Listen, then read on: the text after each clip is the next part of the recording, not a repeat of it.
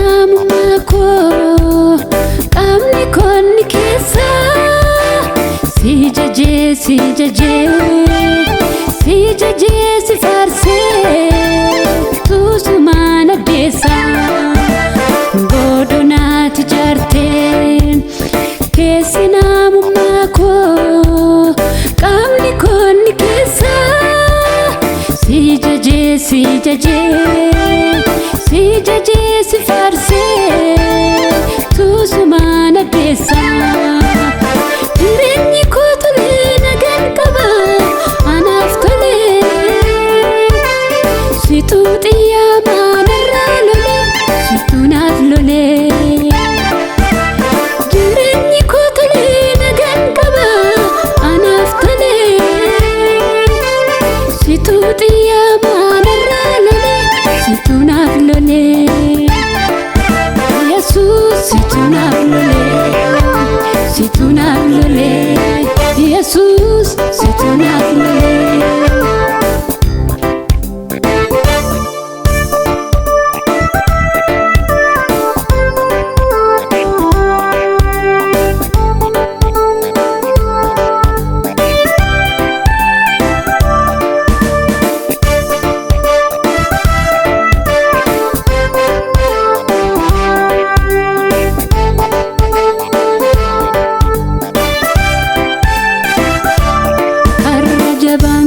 jabeessitee dhugumaa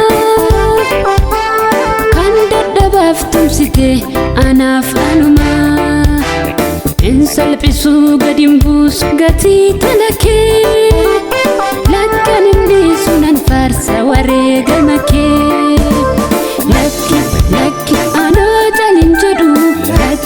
lakki homaaf gadi hin jedhu lakki atoo nammamsiifne lakki ormaaf nan barsiifne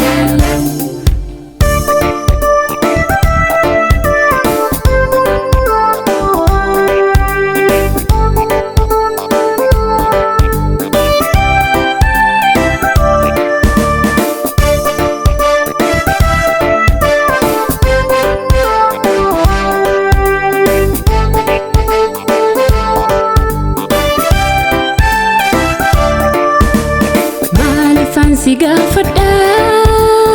eessa jirtaan hin argame akka jiruun ilaalame situ keessa kootti argame ilaaleen argan dhabu kan keen qaba agartuu guddaa gooteetta kan koo naallaanne eebba yartuu lakki anoo calin jedhu lakki homaaf gadi hin jedhu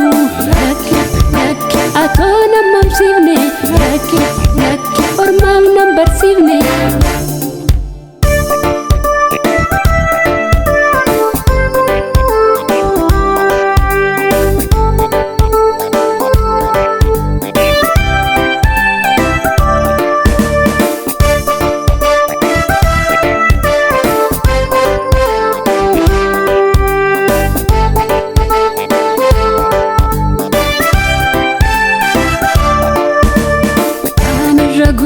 gargaarsi kan kee anaanuma kanatti duute barbaachi kan kee anaanuma arras nafaana uleenti kakee anaanuma annan nabee barbaadee gita kee anaanuma kanarra guute anaanuma gargaarsi kan kee adduma kanatti duute anaanuma barbaacha kan kee